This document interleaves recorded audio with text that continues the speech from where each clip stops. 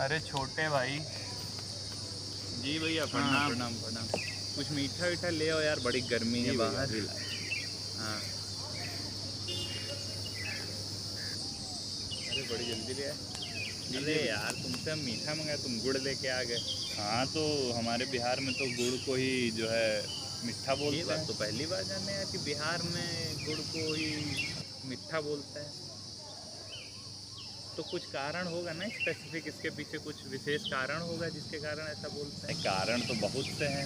गुड़ में जो है फास्फोरस होता है, गुड़ में मैग्नीशियम होता है, गुड़ में मैंगनीज होता है और भी कई माइक्रोन्यूट्रिएंट्स। तो ये हमारे दर्शकों को भी बताओ भाई, वो लोग भी गुड़ खाना प्रारंभ करें, गुड़ की महत्वता को जानें और लोगों को भी बताएं। उनसे अगर कोई बिल्कुल भैया आप बोलना है तो बता देंगे। हाँ हाँ बताओ बताओ जी। राधे राधे, मेरा नाम है विवेक मिश्रा। तो जैसा कि भैया ने अभी बोला, तो भैया के आदेशानुसार अब हमको आप सबको गुड़ के फ़ायदे के बारे में बताना पड़ेगा। लेकिन कुछ बहुत समझदार, कुछ बहुत पढ़े लिखे लोग हैं जो हमको आपको मूर्ख बना सकते हैं, तर्क कर सकते हैं। तो उनके लिए गुड़ के फ़ायदे के साथ साथ चीनी के नुकसान पर भी बात करेंगे। तो अगर बात करना अगर शुरू करें तो गुड़ हो या चीनी, दोनों एक ही फल के या एक ही सोर्स के बाय प्रोडक्ट हैं। वो क्या है?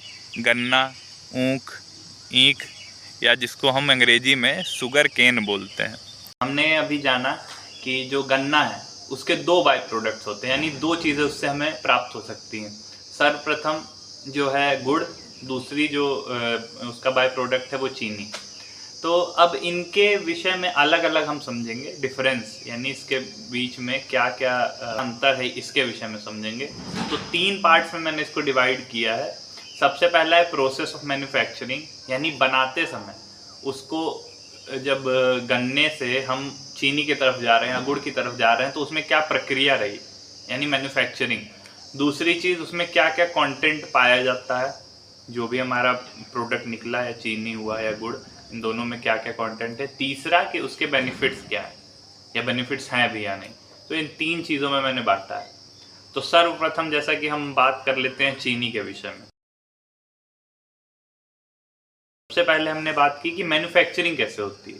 तो चीनी की जो मैन्युफैक्चरिंग है ये शुगर मिल्स में होती है, हम सब जानते हैं बेसिकली। सबसे पहले जो गन्ना है वो टनों टन गन्ना किसान के खेत से जाता है ट्रकों के माध्यम से मिल्स में। मिल्स में क्या होता है, फिर इसको छोटे छोटे पीसेस में काटा जाता है। अब छोटे छोटे पीसेस में काटने के बाद क्या होता है कि क्रशर मिल होती है। मैं यहाँ पे एक पूरा चार्ट यहाँ पे ऐड कर दे रहा हूँ। तो जो क्रशर मिल होती है, क्रशर मिल में गन्ना जाता है और उसका जो है जूसिफिकेशन होता है, यानी उसका जूस निकलता है, उसका रस जो है, उस गन्ने का रस निकाल, अब उसको प्योरीफाई कर रहे हैं, क्योंकि चीनी हम जानते हैं वाइट कलर की होती है, तो गन्ने का रस तो हरा होगा, तो उसको वाइट कलर में कन्वर्ट करना है। उसके लिए क्या करते हैं हम कि फिर उसको क्लैरिफायर में डालते हैं, या उसी को थिकनर भी हम बोल सकते हैं। तो क्लैरिफाई करने के लिए उसमें दो केमिकल्स का यूज़ करता है। अब यहीं से कहानी समझिएगा बहुत ध्यान से। दो केमिकल्स बेसिकली यूज़ करते हैं। एक होता है कैल्शियम हाइड्रोक्साइड, जिसको कि हम लाइम बोलते हैं। दूसरा होता है कैल्शियम हाइपोफॉस्फेट। ये केमिकल इंजीनियरिंग का विषय है वैसे तो, कि शुगर की फॉर्मेशन कैसे करते हैं, लेकिन इसके पीछे तर्क क्या दिया जाता है मॉडर्न साइंस में, कि ये चीज़ें प्यूरिफाई करने के लिए, उसके कलर को सही करने के लिए, यानी कलर को वाइट करने के लिए। इसके बाद सल्फर डाइऑक्साइड की बबलिंग कराई जाती है। इसके पीछे वो लोग क्या रीज़न देते हैं कि सल्फर डाइऑक्साइड जो है उसको प्रिजर्व करने में मदद करेगा, यानी जो चीनी बनी है भाई वो लंबे समय तक टिकनी भी तो चाहिए। आपके हमारे या पड़ोसी के घर में जो चीनी है वो लंबे समय तक टिकी रहती, खराब थोड़ी हो जाती। तो उसमें एक प्रिजर्वेटिव डाला जाता है, वही होता है सल्फर डाइऑक्साइड SO2। उसके बाद रोटेटर मशीन में आता है। रोटेटर में क्या होता है, उसकी गंदगी को निकाला जाता है, उस गंदगी को फिर रिसाइकल करके भेजा जाता है ताकि वो भी प्योरीफाई होकर फिर से वैसे ही आ सके। उसके बाद क्या होता है कि मल्टी इफेक्ट इवापोरेटर में जाता है वो, फिर वहाँ पे वो पूरा जूस हीट होता है, हाई टेम्परेचर पे हीट किया जाता है। हीट होके, क्योंकि उसमें जो है अभी 80% करीब करीब पानी है ना, क्योंकि वो जूस है एक तरह से। अब उसको हमें क्रिस्टल बनाना है। क्रिस्टल आप समझते हैं थक्के की तरह, चीनी एक थक्के के फॉर्म में ही तो होता है, तो उसको अब छोटे छोटे फॉर्म में कन्वर्ट करना, थक्के के फॉर्म में। अभी वो पानी है, फिर पानी के फॉर्म में है उसका रस। अब उसके रस को जलाया जाएगा, करीब करीब 80% उसका पानी है, तो उसको 40% तक लाया जाएगा उस हीट में। उसके बाद उसको हम डालेंगे वैक्यूम पैन क्रिस्टलाइजर में। अब यहाँ से दूसरी एक इम्पॉर्टेंट बात, पहली इंपॉर्टेंट बात मैंने 3 केमिकल्स आपको गिनाए, दूसरी इंपॉर्टेंट बात मैं यहाँ बताने जा रहा हूँ वैक्यूम पैन क्रिस्टलाइजर।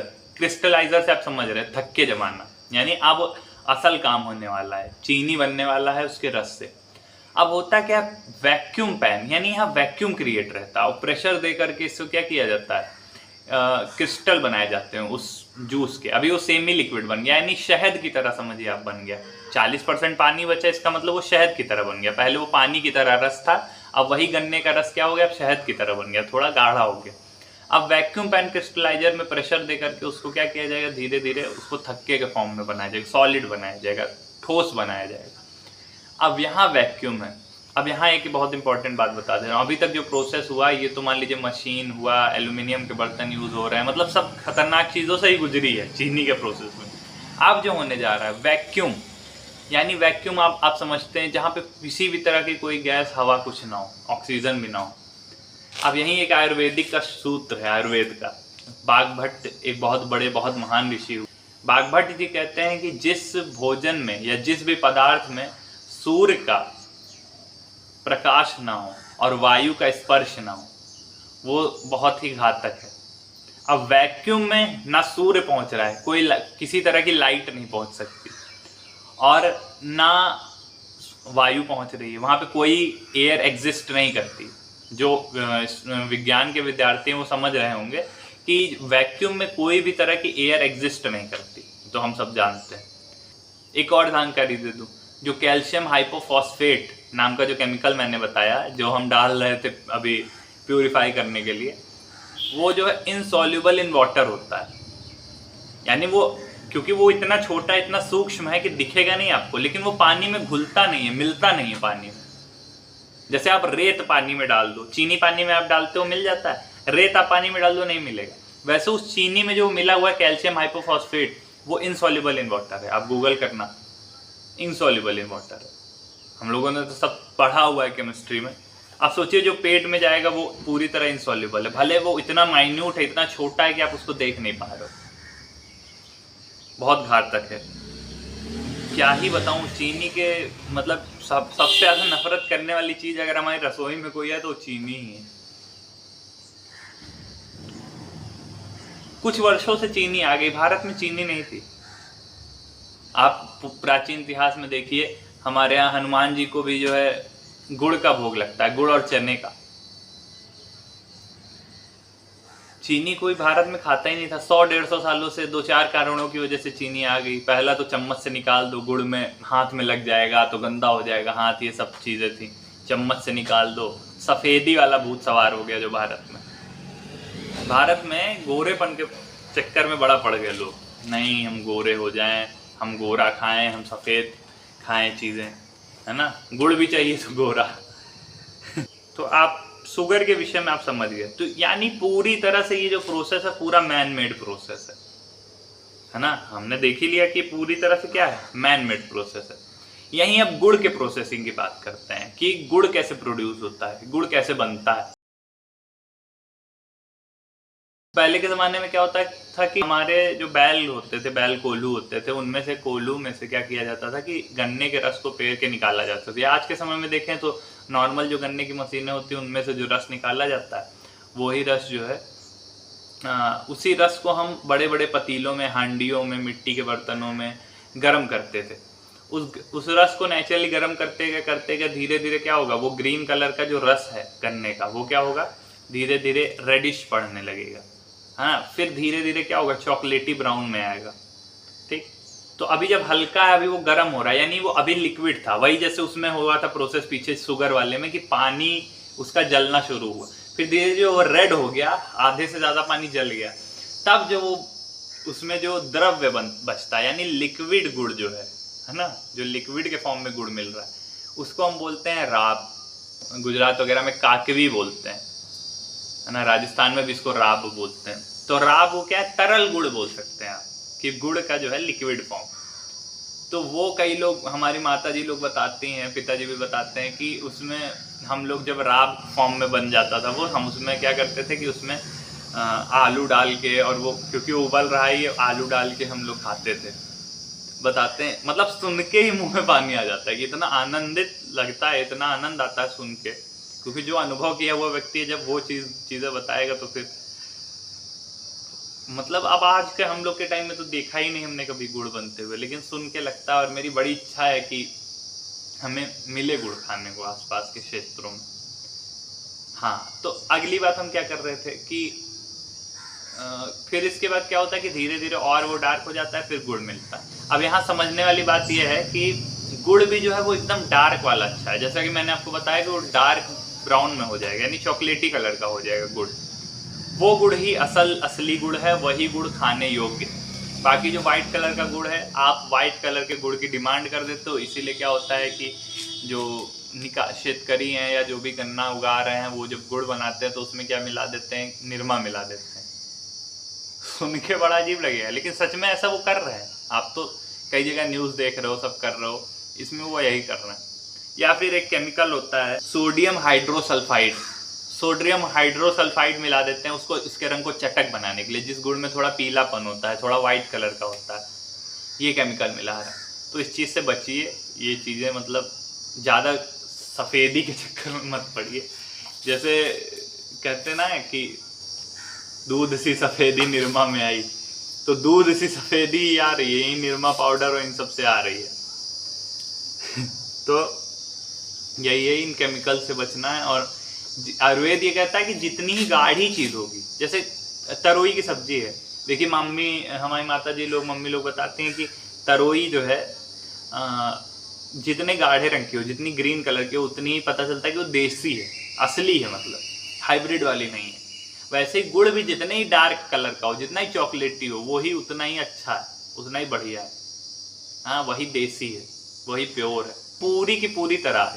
जितना ही वो विरोधी था, क्या था, वो मैन मेड था, है ना, उतना ही ये क्या है, नेचुरल है। भाई भगवान ने अग्नि दी, भगवान ने गन्ना दिया, उसका रस हमने निकाला अग्नि में, उसको जला दिया, पूरी तरह ऑर्गेनिक। दूसरी बात हम किसकी कर रहे थे, कंटेंट की, कि क्या क्या कंटेंट पाया जाता है। तो पहले चीनी की बात करते हैं। चीनी में वैसे तो बेसिकली कोई भी माइक्रो न्यूट्रिएंट नहीं पाया जाता, या कोई भी सूक्ष्म पोषक तत्व नहीं पाया जाता। सूक्ष्म पोषक तत्व आप जानते हैं, सोडियम हो गया, कैल्शियम हो गया, और हमारा विटामिन हो गया, आयरन हो गया, है ना, ये सब चीज़ें कुछ नहीं पाई जाती। उनमें एक चीज़ पाई जाती है बेसिकली, अगर पूरी तरह निचोड़ निकाल के देखें तो सल्फर। और सल्फर आप जानते हैं क्या होता है, सल्फर जो है, जो हमारे घरों में पटाखे आते हैं दिवाली में, वो सब सल्फर से बनते हैं। उनमें जो मसाला भरा है बारूद का, वो सब सल्फर है। वही सल्फर मिलता है चीनी में। जो सल्फर डाइऑक्साइड डाला था उसमें प्रिजर्वेटिव के तौर पे, उसी में से सल्फर मिलता है हमें। वही सल्फर हमारे पेटों में जा रहा है। यानी अब चीनी खा रहे हो तो ये बात याद रखिएगा आप, अगर आप चीनी खा रहे हो तो ये बात याद रखिएगा हमेशा कि आप पटाखे जो घर में जलाते हैं दिवाली में, उसका मसाला खा रहे हैं। चीनी का मतलब पटाखे का मसाला। तो ये हो गई माइक्रोन्यूट्रिएंट की बात, कंटेंट की बात, किसके, चीनी के। अब अगर हम कंटेंट की बात करते हैं कि गुड़ में क्या क्या कंटेंट पाया जाता है, मैग्नीशियम। 100 ग्राम अगर हम गुड़ लेते हैं, उसमें अगर कंटेंट की बात करें क्या क्या उसमें कितना पाया जाता है, तो करीब करीब 100 ग्राम गुड़ में 90 मिलीग्राम तक मैग्नीशियम पाया जाता है, 60 से 70 मिलीग्राम तक कैल्शियम पाया जाता है, और 25 ग्राम तक सोडियम पाया जाता है। आयरन पाया जाता है 10 से 12 ग्राम तक। अब आप समझ रहे हो, विटामिन ए, मतलब कुल मिला जो के पूरे 100 ग्राम में इतनी सारी चीजें, अभी मैं गिन नहीं पाया हूँ कितनी चीजें। और अब डिफरेंस आप समझ पा रहे हैं कि नहीं, इन दोनों में बहुत बड़ा जमीन आसमान का डिफरेंस आ रहा है। यानी आगे की बात करते हैं कि बेनिफिट्स क्या है।